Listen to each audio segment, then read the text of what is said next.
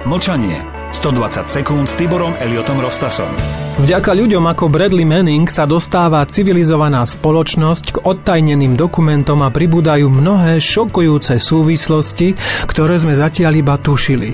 Medzi nimi však rezonuje jedna mimoriadne znepokojujúca skutočnosť a to je prepojenie nacistického Nemecka so vtedajšími špičkami Spojených štátov. Až do roku 1943 sa predpokladalo, že druhá svetová vojna skončí vznikom dvoch veľmocí – Nemecka a USA. Americké banky ako Union Banking, kde šéfoval otec a dedo prezidentov Prescott Bush, prostredníctvom priemyselníka Thysena financovali Hitlerovú NSDAP a podporovali jeho nástup k moci. Rockefellerová Standard Oil bola najväčším akcionárom nemeckej IG Farben, ktorá stála pred Norimberským súdnym tribunálom, keďže si okrem iného patentovala Cyklon B.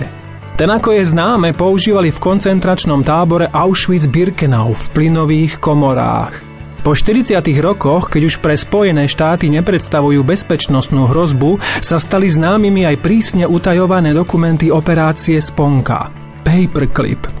Reportérka CNN Lindy Huntová vydala knihu o tejto operácii, kde odhalila nacistickú infiltráciu do vojensko-priemyselného komplexu podporovanú niektorými osobami americkej federálnej vlády až do 90. rokov minulého storočia. V rámci Paperclip bola pozmenená alebo úplne vymazaná minulosť stoviek nacistov.